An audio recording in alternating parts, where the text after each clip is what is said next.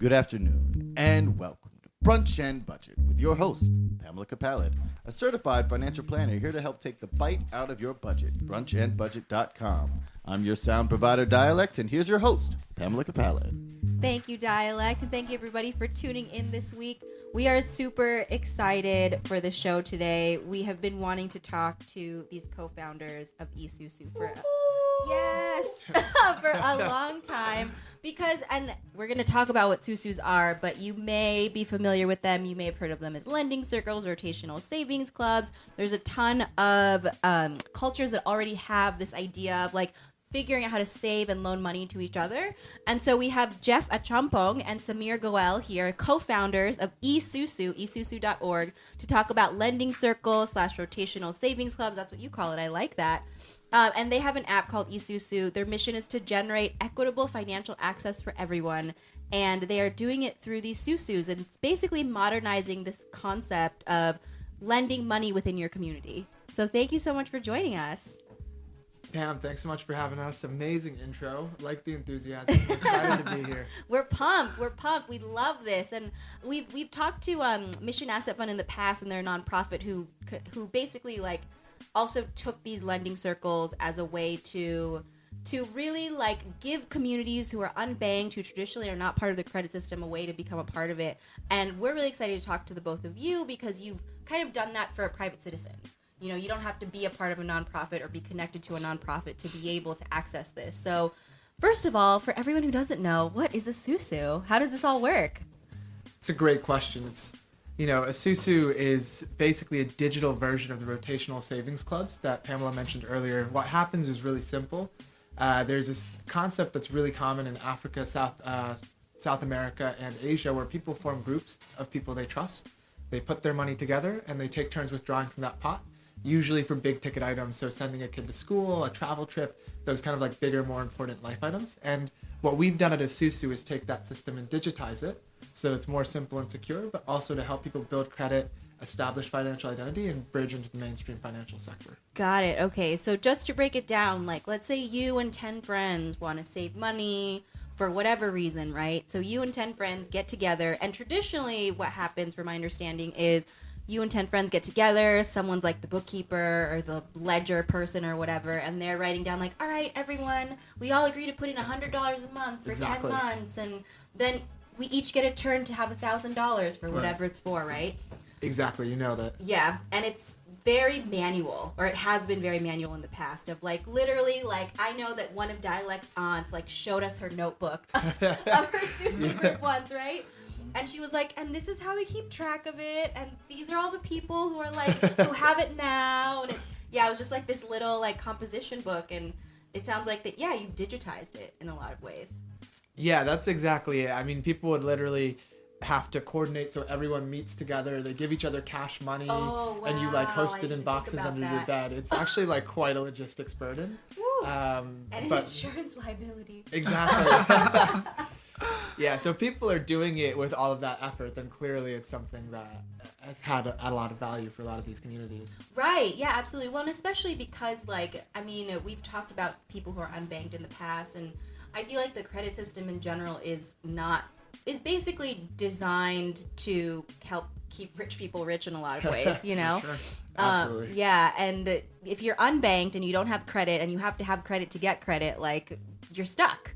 You're like caught in this weird middle catch-22 system. Exactly. I want to let Jeff talk in a second, but like personally, I think the way that finance in America works is just broken at an incredibly fundamental level. Yep. The way people save money, the way people build credit, manage cash flows, it just doesn't work. Mm-hmm. And right now we talk a lot about the American dream and whether or not that still exists. And I think we can tie so much of that back to personal finance. Like people just can't make ends meet. They can't find consistent sources of income. And this is one way where people can really hedge against that. And in particular, this really impacts immigrants. Because you come to this country, you don't have a system, you're starting from ground zero. Yep. And you're looking for something that helps you stay attached to your culture. Yeah. And that's exactly where these fit. Yeah, that's beautiful. So taking something that, immigrants already understand and saying like, hey, and this can help you here because you came here for a reason too. Exactly. It's a way for them to stay tapped into their communities, and it's just familiar in a time when everything else is unfamiliar. Oh, I love that. I love that. That's so cool. And I actually add in context of Ghana, for example, using my mother as a prime example. She first came here, did not really trust the financial system, so she was hesitant to actually save in banks. She still shouldn't. But anyway. And it took a lot of educating that, you actually are not going to lose your money. It's Yeah. FDIC insured, you name it. Yeah. So with that, with me helping her out, she actually, felt like she could trust the system as opposed to, other families where they do not have the same, son who's going to educate, that mother or that father. Yeah. So they actually would save in their communities as a collective as opposed to going to the banks per se. Yeah, got you. Yeah. Well, and this brings this brings a lot of this like positive like credit activity into the light too, because you're responsible to other people in this sense. You're not necessarily responsible to a big bank. You're responsible to people who you look in the face all the time, right? Exactly. It's like it's your friends. If you if you stop participating, like there's this like social responsibility that you have literally within this small group that is like an interesting kind of pressure. Do you find that people like drop off? Have you done any statistics on people who don't pay or who like leave the circle once they collect their $1,000 or whatever? Because that in my head, I'm like, so if I'm the first one to get $1,000, I could just leave, right? Yeah. No, that's a good question. The thing that we found, it's funny because when we talk to people who aren't familiar with the system, that's the first thing they always focus on. And I think what's so important is that these are like the only people in the world that trust you and can give you money and will like have your back. Yeah. And so it's almost like public shaming. Like do you really want to go to your friend's house and be like, oh, you're the guy that hasn't paid, or hey, you owe me money for like 10 months ago. And these are like the people that you kind of trust with everything. Well, and it's just not even that like that you can't leave. It's where are you gonna go? Yeah. These are your people, and I think that's the thing that from my understanding, makes these things work. Is there's, I always talk about being an island cat. When I was first getting into the whole financial system, I didn't like debt because we're taught debt's a bad thing, so don't have debt, so credit cards and all that doesn't make any sense, and all of these it's the old world stuff that makes you stay together with your people. It's like, if I do have a debt, I'm paying off the debt to my peoples first. If I know you, I'm gonna pay you off. If you're some big faceless corporation, we can push that off. But yeah, like you're saying about like, you see them all the time. You going around. They're often in small communities that you literally can't escape. I mean, you can't show up to Christmas owing everyone at the table $1,000. That's just not gonna work. I'm saying. And at least one neighborhood got that story, right? Oh yeah. Well, I guess that's why the thing of like the what's weird about this or different feeling is the scaling, because like if I don't actually know you like that, then I don't have that same connection. Yeah, well, if people find it really easy to run from banks and creditors because it's just like a nameless corporation, like it's just rich people being richer, like who cares? But it's like I can't let my aunt down or my best friend or the guy that I grew up with. Like that's just not gonna happen. Yeah, totally. So do you recommend that people really only create these susus with people that they know? So just based on my personal experience, I realized that it often works or only works based on saving with people that they know. But I actually had this conversation with Samir a while back, which is this whole concept of weak ties versus strong ties. And I feel like, being able to save with someone who may know a close friend may actually work out, because there's this obligation that, because we know the same person, we can save as a collective. We've not tested that at eSusu yet, but I'm pretty sure that's something that we may probably, incorporate in the coming future. But I say right now, based on what I've seen, it's based on what people like their own community and who they know per se. Got you. Can you break down this weak ties versus strong ties thing? Yeah. So I read this a while back, so I may actually butcher it. But it was in this book called Power of Habit. And yes. There's this man, he's a psychologist from Harvard called Charles Daniel Dewey. Victor. Oh, okay, sorry. Oh no, Charles Dewey is the one He is who the wrote author of the book. I read you that read the book. Yeah. I love it. Yeah. And he talks about the fact that if you want to secure a job, and you go to your closest friend, the chance of them helping you is not as likely as someone who you may have met at a conference and just have on LinkedIn. right? Because this person, does not know you properly, and this person may feel like, okay, let me just recommend, her because they may be a good fit just because we had that first conversation. But then your best friend may not feel more comfortable, recommending you per se. So that's like kind of like the whole concept. And I think tie that into eSusu may be interesting. It's just a matter of how do we actually foster it and make people feel like they can trust their weaker ties. Right. It makes me think of like Hinge, right? That dating app where it's like, who's your friend on Facebook? Like, it's like friends of friends that... I don't know this. Yeah, we've evolved the dating apps quite a bit. into lending. Wait, so we have eSusus, and we also have e-Jewish grandmas? Yes. Well, there's J-Swipe, you know. J-Swipe. That sounds offensive. No comment. Oh my gosh. But that is interesting of like, all right, so I don't necessarily know this person, but I know we both have like a mutual connection and we don't want to let that mutual connection down. Right. Yeah. Kind of thing. Yeah. Or I don't know this person very well and I don't want their next impression of me to be crappy.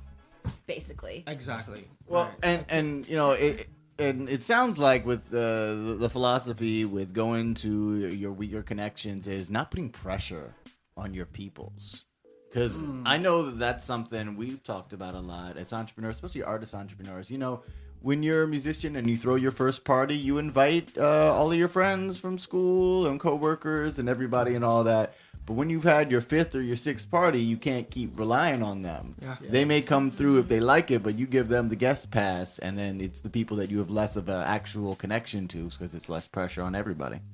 Yeah, it's almost like that with like Facebook likes and things like that. There's only so many times you can hit up your best friend to go like a page for you. Yep, it's true. But Start my life. yeah, there's something else that's coming up through this is like how important the person that creates the group is. So when you actually talk, so I was just in Lagos for 10 days and talking to people that just do this all the time. And what I kept hearing was I wouldn't join this group if it wasn't created by the person who created it. Wow. Because in every community, there's usually like one person that's like above reproach. Like you have friends and you have friends of friends and they're all like a little bit sketchy, but then there's one person who's like, okay, this person like is trustworthy. I want them to have my money. Like I trust them. And like it's the same thing. I think you need like that one strong tie that you know will like vouch for everyone else. And then everyone else can be like a friend of a friend or somehow connected loosely, but you just need that central node. That like connector person. Exactly. Who's like, I know all of you and I'm telling you to trust all of you. Yeah. And like they're the person that you kind of like hold to be accountable. It's almost like not, I don't know if like fundraising is the best example, but it's like your lead investor when you're raising a seed round, because that's what's front of mind for me. And it's like that's the investors are like, you're just another startup entrepreneur, like obviously you believe in your business, but this lead investor is credited and that's the person we're going to hold accountable if your startup completely fails. Oh wow, I didn't know it worked that way. Yeah, it was news to me too. Yeah, this idea of like, I am this investor that's vouching for this business, so you should invest in it. Yeah, because they take the lead role in kind of the due diligence, so they look through every member of your team, like the financials of your company and everything, and then they say, I put my stamp on this, and then all of a sudden everyone else falls in the line. Yeah, got you. That makes sense here too. Even with these sums of money, it's like it's a lot of money to be putting into something that like doesn't necessarily feel like you're obligated to it. And you've definitely solved that, and we'll talk about that a little bit later. But I just want to know before we go to a song, because you're both into a bunch of things, and we'll get to that after the song, but why was this company important for you to build out, to spend time on? Yeah. So with me, it was more so personal than anything else. So just even take a step back, my father passed away when I was 10. And, prior to him passing away, lived a very comfortable life. However, in Ghana, it's a very patriarchal society. So when he was no longer there, most of the property was taken away from my mother. And she wanted to keep, putting us through private school. Because she believed in the essence of quality education. So she tapped into her community and started these eSusu groups, and that's how she paid my school fees per se. Oh, she was running was that connector. Yeah, so she was that connector, that influence in the community to help, get that income needed for my brothers and I to go through school. And the way it works in Ghana, or at least the way it worked in her group, was that being that she started the group first, she proposed to get the money first, right? So there's extra advantage for her. Yeah. But I'm sure there are other ways that other groups do it. And I would say that, fast forward, that's what helped us through school. And when Samir, approached me about eSusu, it just rang a bell. It's like, wow, I recall this, I've seen this. And even before that, I saw my grandmother in the village do this with her, community as well. So I know that it works. So the whole idea is that how do we help, a mother somewhere put her children through school in the States, right? And that's kind of like my mission behind eSusu per se. Wow. So it goes way back. You were able to continue that comfortable lifestyle and the education that got you here because of it. Right. Even coming here, we went through public school here, but I would say that, public school is somewhat equivalent to the private institution that we went to in Ghana. Got you. So she didn't necessarily need the Susu here. And even now, she's not as prevalent in the Susu community, but I'm very confident that, if it was the case that the school systems were not great here, she'll probably be leading another Susu group here as well. Well, I think we've got to get her on the app. I was just going to say, I'm like, wait, your mom's not running one now? iOS app. Let's get her Android and let's get her on. All right. Give it a month.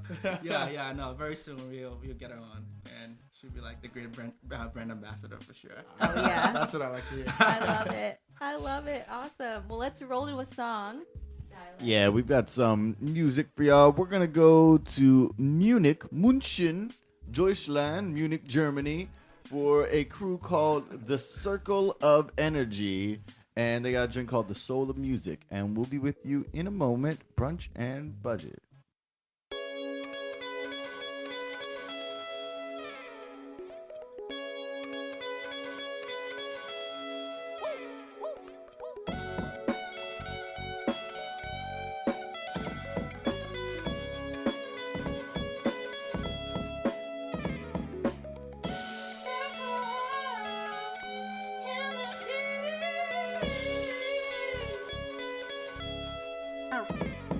The sun is the rhythm, the trees are the keys, the air is the stage, can you feel the beat? I feel free like a bird, flying to the rhythm of the earth.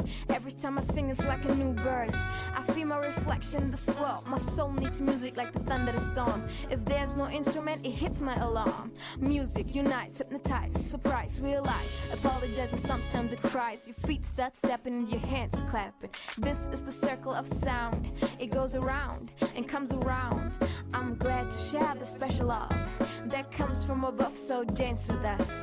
Dance to the sun and dance to the groove. Dance to the sun and make a move. We got the soul and the rhythm is right. We got the soul and the rhythm is good. We got the soul and the rhythm is right. We got the soul and it feels so cool. We got the soul and the rhythm is right.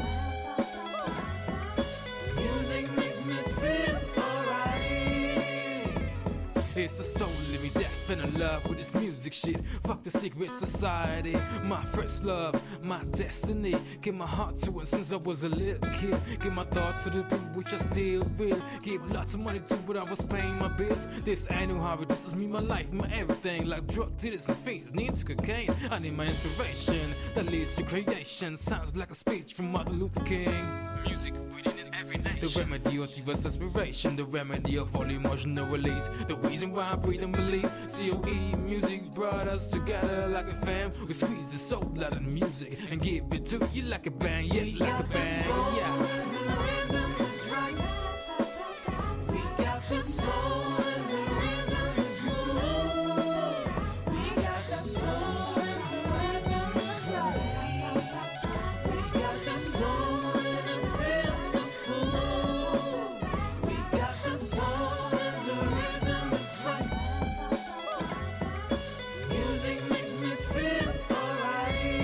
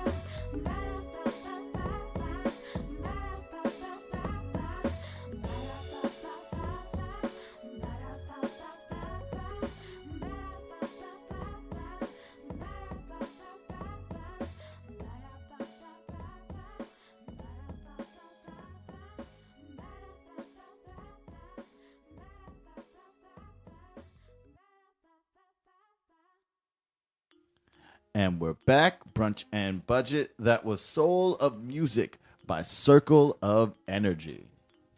Yeah, and we are here talking to eSusu co-founders Jeff and Samir.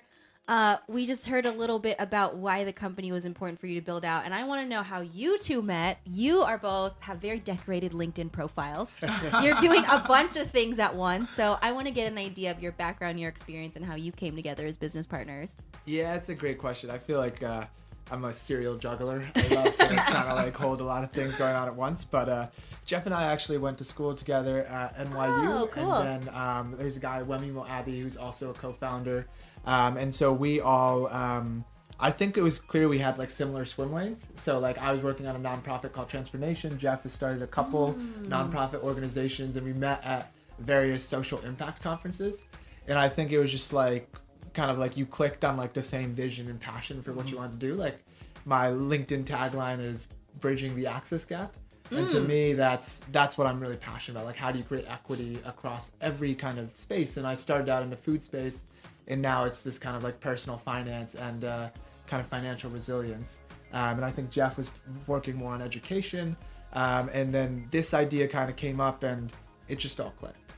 Like, I think originally we were thinking about starting a consulting business, and then we ended up moving into this when Jeff and Abby were in Ghana and Nigeria. I was in New York, and we were talking about how prevalent this all was. And decided to pick it up. Quick digression. Financial resilience. Yes, I dig that. Yeah. Yeah. Oh, yeah. There's all the's other words that people come up with, and none of them stick. Financial literacy, financial capability, but yes, resilience, because that's what we're doing with this money stuff, is we're enduring it and getting through it. Yeah, like, I mean, like, a lot of people also look at these as rainy day funds, right? When shit hits the fan, you can rely on the people you trust to make it happen for you. Right. Yeah. Wow. And I mean, the idea of financial resilience in general and bridging that access gap, I kind of want to talk about that a little bit more. What does it mean to be financially resilient? Like, it's beyond literate, it's beyond capable. Like, what does that mean for you? Yeah, so, earlier I was talking about the American dream a little bit, and there's this research study that was done, and it kind of talked about how the biggest barrier to that is consistently being able to meet your obligations on a monthly basis. And what people are having right now is that their regular job isn't able to meet their expenses on a day-to-day basis, or even a month-to-month basis. And so to me, financial resilience means having the ability to have a setback and be okay. Because what happens to a lot of these communities and people is everything's just hanging together.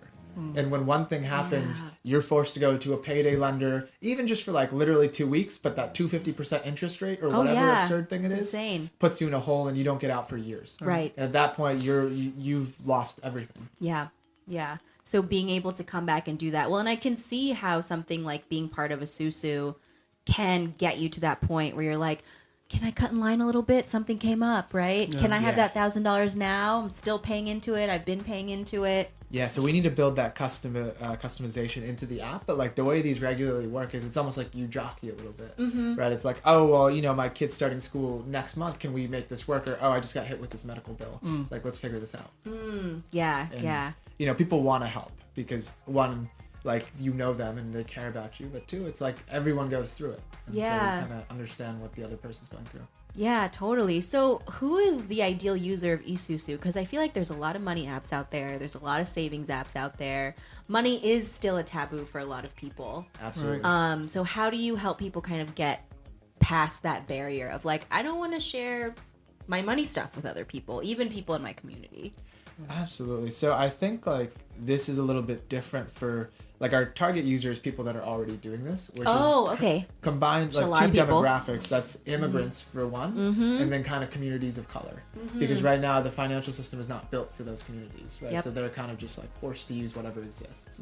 And so we want to build a product that's actually resonant with those communities.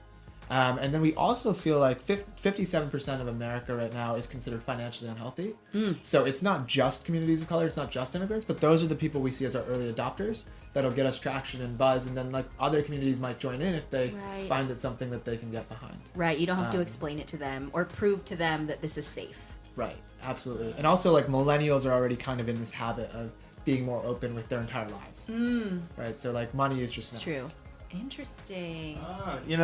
It's funny. I remember when Venmo came out and they had the social thing for Venmo, and I was like, I don't want to tell folks what I'm buying. And, Right. and- When I'm paying rent. Yeah. Right, but you know that is something that we talk about a lot. That we don't talk enough about money, and that's something that's being kept from us. And I think in the whole ushering in of sharing every aspect of your life, the money is coming along with it, which transparency with that, so we don't have an Instagram version of how our money situation is doing. Yeah. No, it's a great point. I mean, like, Venmo is an interesting concept. I didn't know that like, you have the choice to keep it private. Yeah. And I find it amazing that so many people choose Just to put don't. it public. Yeah. Right. And so one of the things we have in our app is a chat functionality. So you can talk to people in your group, and what I hope happens is people talk about what it is that they want to do with their money. Like, we yeah. want that conversation to happen, because then you also have another accountability point. Right? Like, Yeah. this is an amazing system because people use it for things that matter.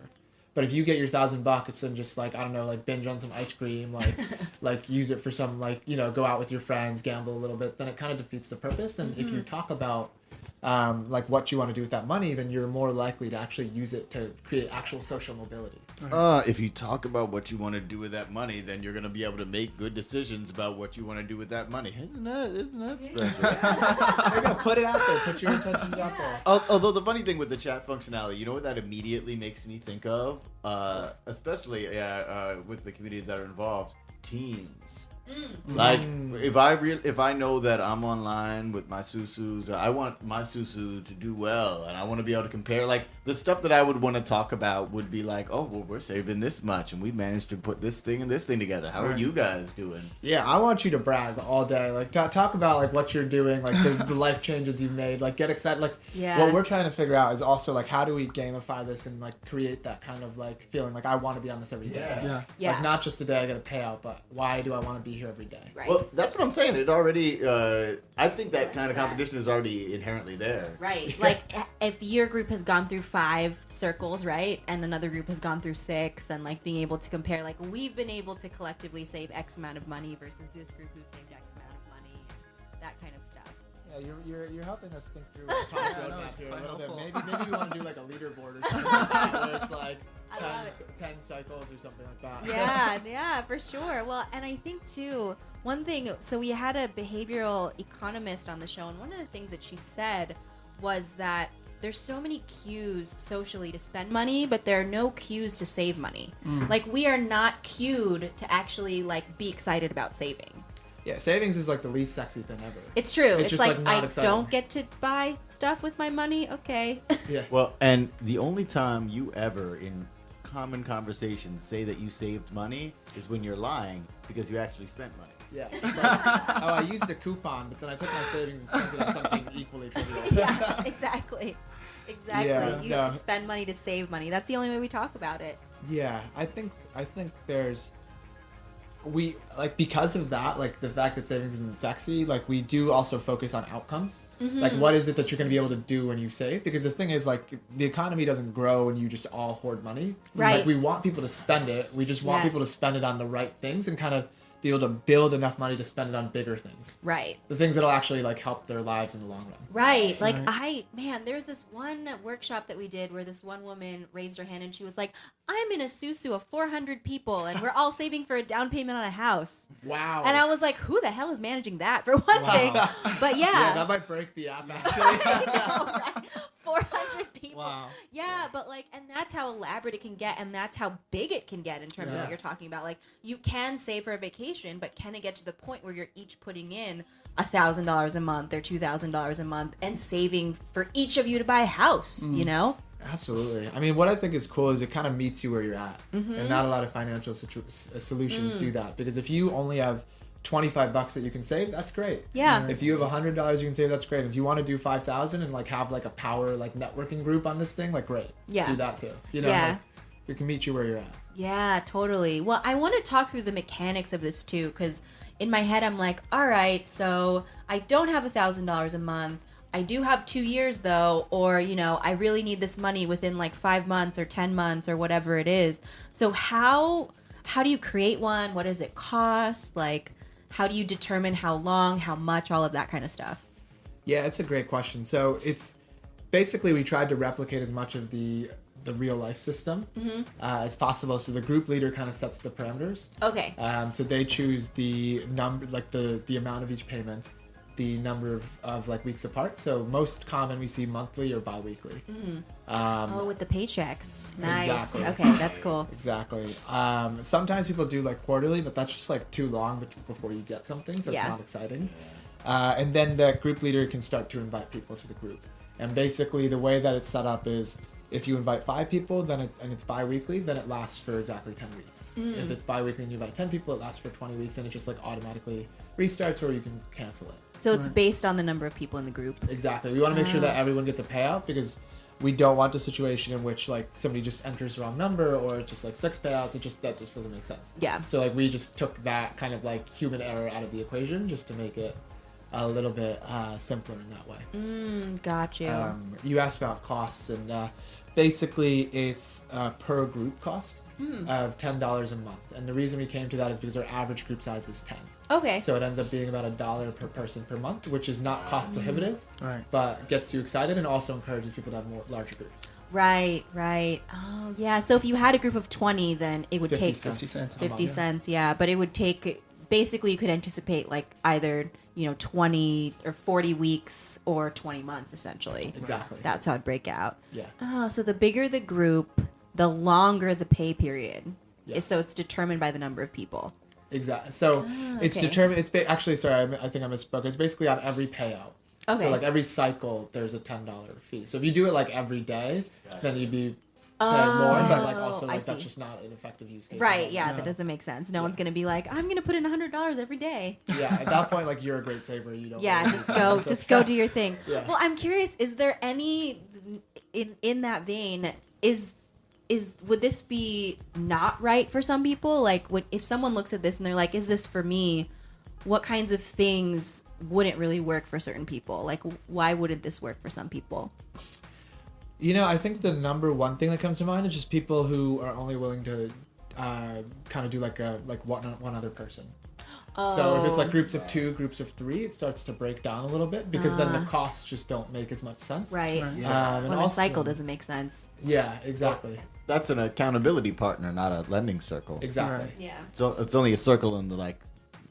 Smaller sense. Well, no, like I was going to say like some math stuff, but like if it's only got 2 points in it, you can't prove it's a circle.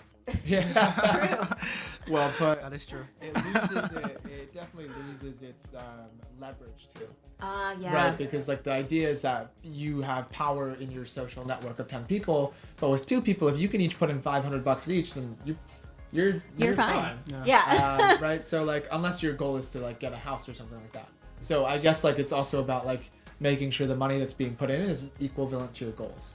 So I think it's also about how people think it through. But in terms of use cases, like I think one of the beautiful things about this is that it's incredibly customizable. So something that I didn't anticipate that we've seen a lot of is people use it for grassroots social organizing. So like people brought it up after the election. Obviously tempers are high. Yeah. And so they actually brought it up in the context of rapid response fundraising.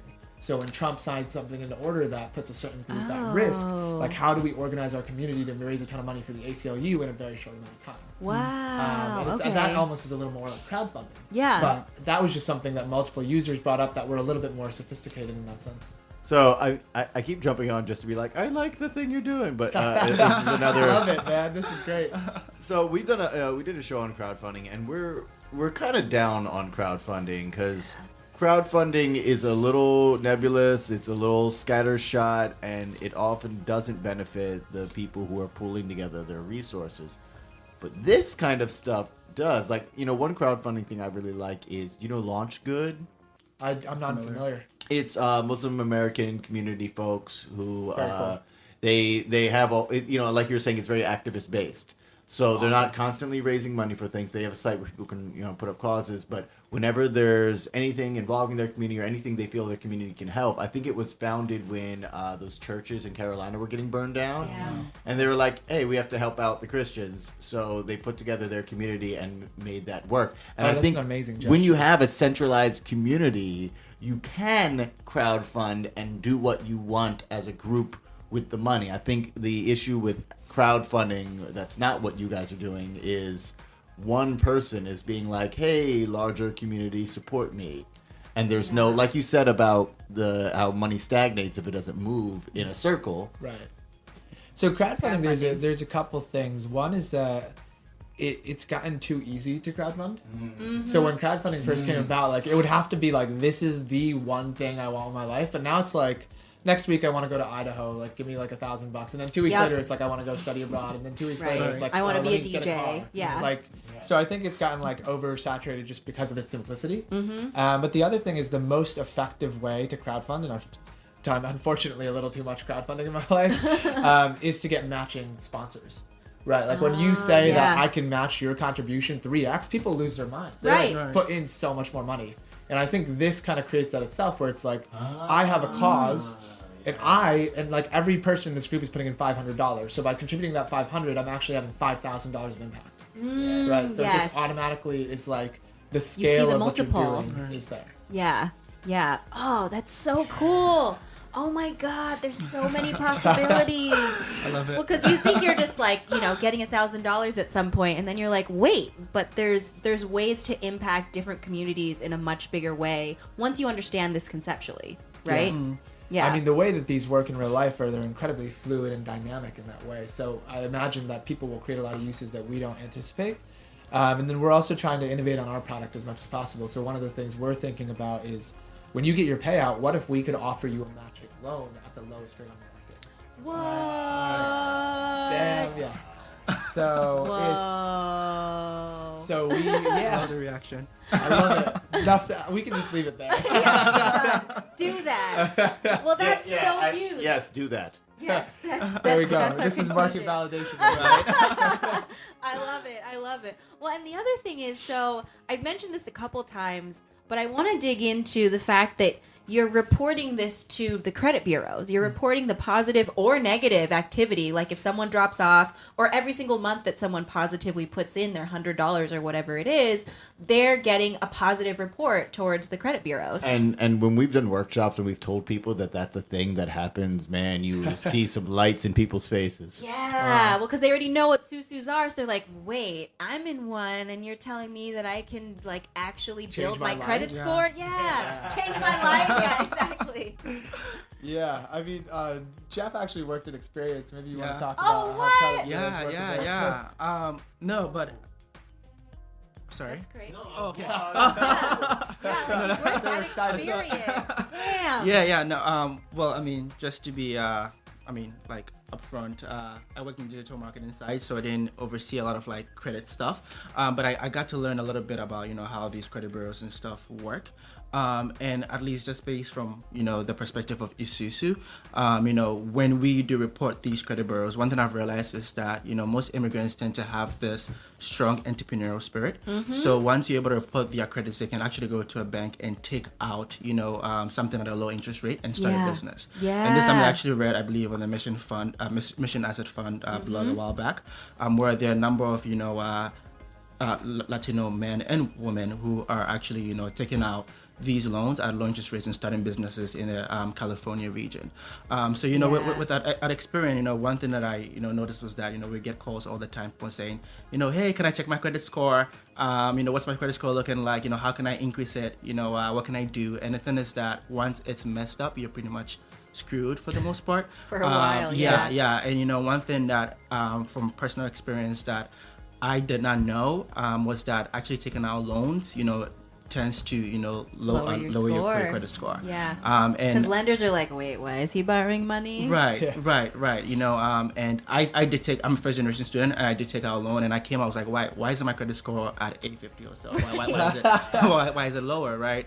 So just being able to see that and actually being able to advise people who would call in and say, there's a reason why your credit score is low, and being able to be in a position like, with eSusu where we're helping report people's credit score, I think is very powerful to help them, achieve this American dream that Samir talked about initially. Yeah. Yeah, and I think it goes back to that concept of social mobility. Yep. Where it's like right now, like you use these groups and it helps you get through your day, your week, your month, your year.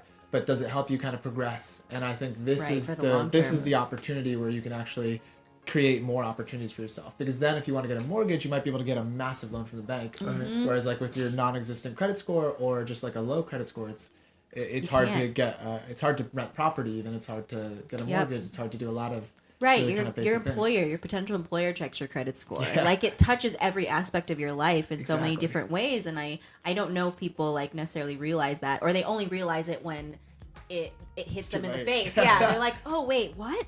Yeah. No, so this is, and this also. So do you not check people's credit to be able to sign up? So there's no like credit check up front. No, there's not. What? Yeah. So we want this to be an opportunity for people. Yeah. And the yeah. idea is that, there are a number of immigrants, in America per se, who may not have good credit score Right. or who may not actually, have the right documentation, to actually go to a bank. Yep. We think that it's important for them to be financially included. So like that's, I guess, like the reason why, we choose not to collect this information per se. Yeah, that's great. And do you report to all 3 credit bureaus? So we're working on that process right now. So we're in conversations with all of them, trying to like just build in the right building blocks. Right now, like the only people using the app, like a lot of them are people we know and trust and kind of Okay. like have it. And as we kind of build out our kind of audience, we're planning to have those locked in. Okay, cool. There's a couple ways we can do that. There's an organization called the CBA, which actually, while we're smaller, will report on our behalf. Oh, Because they great. work with nonprofits and also socially oriented lenders. And then as we grow bigger, we can partner with the big 3. It's pretty easy. It's actually like a glorified Excel spreadsheet that we download and send to them. Sort of. Wow. Oh, wow. That's so awesome. Man, all right. I got to let this sink in and like have a song ready. Just for a few minutes. No, Yeah. no, yeah. It's take a moment, sit with all of that, because that's all really good stuff to know. Wow. One of the other terms for a circle in hip hop slang is the cipher. Cipher spelled with a Y, with an I, it's a code, but the Y you decipher and you make a whole circle where we learn stuff together. And I'm saying this because the next song I'm playing is by a cat from Buffalo named Jaleel Cipher, with a song called Ruination, featuring Elijah Brown and Conscious. It's like alternate Earth versions of our New York City, because we have Conscious in New York and Elijah Black. So, Anyway, like Jaleel it. Cipher with Ruination. We'll be back. Brunch and Budget.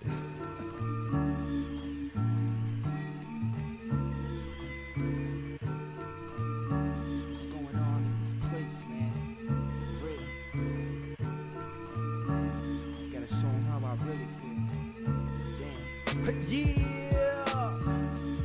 Jay Cypher, I got you. What's on your mind?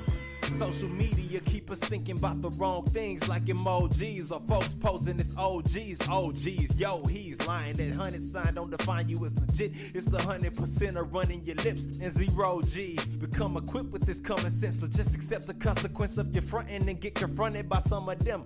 Don't be trying to please them, just be aware, be yourself, and you'll find your freedom. You need your confidence, and they not your friend when you got a lie to keep them. And it's not a secret, it's not wise to rock with a lot of people. Some probably evil when the other people trying to cheat you. It's probably one or two out your crew that's really willing to ride for you. Hey, yo, why do we hate? Why do we love? Is it cause doing us was never doing enough? Hey, yo, why do we laugh? Why do we cry? Tell me why. We do it to prove we're human inside you and I. Hey, yo, why do we shoot? Why do we thug? Having guns and drugs already ruined enough. Hey, yo, why do we give up? Why do we try? Why do we live? Why do we die? Destruction designer, the passage of time has me rewind. No, in fact, it reminds me of distant memories, sever enemies, good friends, a whole lot of synergy. Yeah, you best believe I'm rolling with the violent tension. Boys get pessimism, roll without a definition, but you know I'm hella gifted. The world leads to nothing, no direction, broken compass that they never loved. But we still ain't mad at brothers and mistreated mothers. You shoot me down, I shoot you back. Tell me who the better man. I used to be drama filled, now I got a better plan. I'm chasing the road like this shit is never gonna end. And maybe that's the truth, I'm aiming for the loot. I'm a traffic starter, the rap shit to slaughter. Even the demon can get nabbed and then slap his bastard daughter. Conscious. Hey, yo, why do we hate? Why do we love? Is it cause doing us was never doing enough? Hey, yo, why do we laugh? Why do we cry? Tell me why. We do it to prove we're human inside you and I. Why do we shoot? Why do we thug? Having guns and drugs already ruined enough? Hey, yo, why do we give up? Why do we try? Why do we live? Why do we die? Most of my life I've been an average Joe. Description, a class clown who's classic for cracking jokes. Stuck doing dishes at fast food, had it with that, I had to go. When I discovered behind the mic I was natural. Best out the burbs, you can bet that my ass is real. Said I'm one with the earth, but I'm also one for the mass appeal. Two for the fact that I'm still living. I might have been broken, but these pieces to the puzzle are still fitting. Searching my purpose, I'm done searching, I had the feeling. Keeping my sanity, rapping currently bad at both. Never hung around with savage kids who would snatch your dough.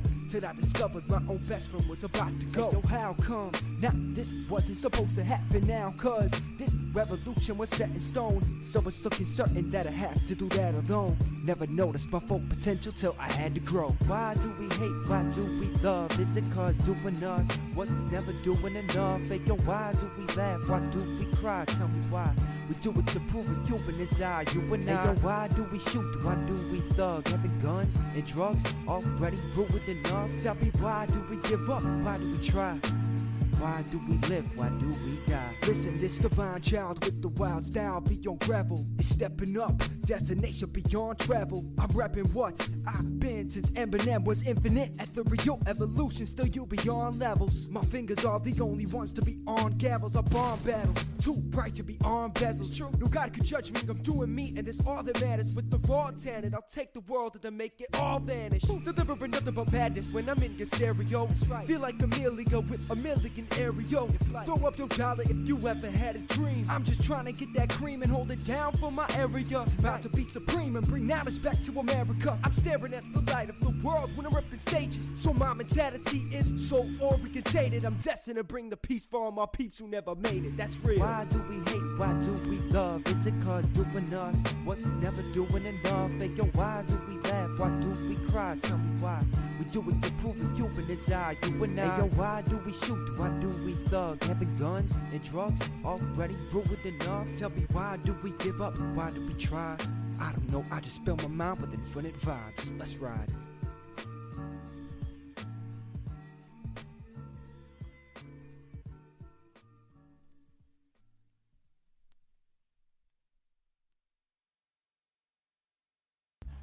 And we're back. Brunch and Budget. That was Ruination by Jaleel Cypher featuring Elijah Brown and Conscious. Buffalo Conscious. It even says Buffalo's Conscious. I don't have a good ending for that. It's just Buffalo's Conscious. That's it. Oh man, I'm so sad that we're almost out of time with eSusu co-founders Jeff and Samir. And so we've talked a lot on the show about how kind of bullshit the credit score system is in general, how antiquated it is, how difficult it is to get into it. You're working on solving that problem. But the fact that it is antiquated and old school, like, what do you see the future of credit and personal finance in general becoming? Yeah, Pam, you're setting me up great here. So part of our long-term roadmap is what we started terming a global credit score. Right, because right now, like, our demographic is immigrants, and when you move here, you start from ground zero. Right, like, and if you move to another country, like if we move to another country, right, where would we be? Right, what is their credit system? So I just spent a year in London, and you're still starting from ground zero. It was okay because I was moving with an American company and all of those things, right? But in general, if you're an exceptional borrower and you have great financial track record, and you still have to start from ground zero, what if you don't have that? Right. Right, and so it's just it's a system that really makes it difficult to have mobility in our current financial climate, and like unnecessarily penalizes immigrants in particular, and poor communities of color. Yeah, well, because if you have money, and you can work around it. Right. But if you don't, that's when this really hurts you. Right, and it's so crazy because we've done a lot of credit score workshops recently, and everyone comes up and they say like, well, my name's on a utility bill, or I'm the one that pays for the cell phone, and I'm like, I'm sorry, that doesn't count. Oh man. Yeah. Right. Yeah, it's really absurd, some of the data points that are used in this right now. Like, people don't know like how much credit you have out and how many credit cards are bigger factors in whether you pay your bills on time. Right. And so there's a lot of like weird things about our system, and so there's two parts to what we want to do. One is globalizing the actual credit score system. Right. But the second so no matter where you go, it follows you. Like exactly. your positive or negative score follows you. Correct. Yeah. And then the second part is actually shaping what it is that we consider it when we create a credit score. Right. So like, starting over there too. Exactly. Yeah. So like some of the things, like the reason the credit bureaus use the factors they do makes sense. Like they should be there, but there's a lot that they're missing. And so we want to take things that you mentioned, like utility bills and whatnot, incorporate that. But also, what we have in eSusu groups is basically social validation. Yes. And I think it says a lot that 10 people are willing to trust you with your money and that you're opting into a system to build your own financial resilience. And those factors, when we couple them with what's already in existence and then things like utility bills, all of a sudden we have a much more robust credit score. And so we're still working through the mechanics of this, but we do want to create this system. And the way that it would work is being built on the blockchain, which aside from being a buzzword, essentially is just a way for us to tie people's identity to something that isn't a government or national based ID. Right, right. Well, and also this idea of like, is it really a credit score or is it more like a financial responsibility score ultimately, right? Correct. Yeah, and that's exactly what it is, because right now it's some of the factors are a bit arbitrary and don't necessarily equate to the things that people do the most in real life. Right, like you could have a ton of debt and have an 800 credit score. Exactly. I've seen it where it's like, oh, I have a ton of credit card debt, but I've been really good at working the system. Yeah. Yeah. Or if you did something where you basically take out $10 of credit each month over and over and over and build it way up, but on the other hand, all your other things could be like, you might not be paying your utility bills every week. Right, yeah, you might not be paying your rent. Yeah. Yeah. Exactly. So there's a lot of work that needs to be done there, a lot of big players in the space, but we like to tackle the big challenges. So. Oh my God, how exciting. Yeah, it's a good space to be in. Yeah. That's so crazy. Well, and it all comes out of this idea of like building community among the people that you already know. And I think that the most successful things, I think I've heard this phrase is like going around, right? I think global, work local or some shit like that. I don't know. Act local. I don't know. Global, yeah. But just this idea of like, I feel like when you kind of understand the bigger picture, but then figure out how it fits into your community, I think those are probably the most successful things of like, money is this emotional thing that you are connected to in a lot of ways and that your community is connected to. And when you're able to bring up your community around you, then it really lifts up everyone. Yeah. Well, and it's, you guys are showing by example. Just I guess a shout out to folks. It's not that hard to think globally, act locally, because it's the atom looks like the universe type of thing. Yeah, all the big, large, hard stuff is really hard. Like you're saying about if we have a million people in eSusu, it's going to be difficult to manage. But instead of 1 million people in one Susu, if we've got 100,000 Susus of 10 people each one working as a system in itself works, and then the larger ecosystem spreads from there. And you guys are showing that was what you're doing. I mean, that was some impressive math right there. I was like, I couldn't do it. I was like, what? But yeah, just to comment on the whole idea of think locally, act globally. There's this concept of like redlining that I'm. Oh yeah, woo! Where people of color, were sort of forced to live in, like you couldn't get loans in places. Right, Yep, exactly. in white neighborhoods. Exactly Yep. right. So I was reading this report where they said, the average, white family's wealth is $100, where the black family wealth is $5. I think $5.04, and I think redlining contributes to that. Hugely. So it's like, how do we, create, a platform where we can tackle, these issues and serve that demographic per se. And I think having that, global credit score can potentially help with that as well. Well, the way that our institutions work, and Jeff, this is a great point. It puts the power in the hands of the institutions. Yep. And a system like this puts more power back in the hands of people and their direct kind of communities. And that's what I think this whole localization movement can bring. Yes. Oh my God, that's so good. So we're out of time, unfortunately. Where can we find you? How do we sign up? How do we make friends with y'all? This is great. I mean, we're everywhere. We want to be out there right now. So, you can find us in all the typical social medias. We have a Facebook page. We're on Twitter at eSusu. Same with Instagram. But more importantly, you should download our app. It's on the iTunes store. Just look up eSusu. So eSusu. Exactly. And we've got a Android version coming out soon. You can reach us at our eSusu email addresses. It's just Samir, SAMIR at esusu.org. And mine is hard to spell. JEPHTHAH at esusu.org. And the website is esusu.org. Nice. Yeah. Easy enough. Yeah. I love it. Thank you so much for joining us and sharing your big vision with us. Thank you for having us. Excited Thank you for having us. Got some great music, some great conversation. It's been a real pleasure. It's great. I love it. All right, Dialect, take us out. And we're going to continue our circle around the world. Funny that you mentioned living in the UK, because we're going to the UK for A rare thing. It's usually pretty rap heavy here, but I do like the soul folks when they bring it properly. It's just not as many soul songs that are on our topics. But this is a song called "Circle on You" by Yo Yo Honey out of the UK. I want to thank you guys for listening. Brunch and Budget. Check y'all next week. Peace.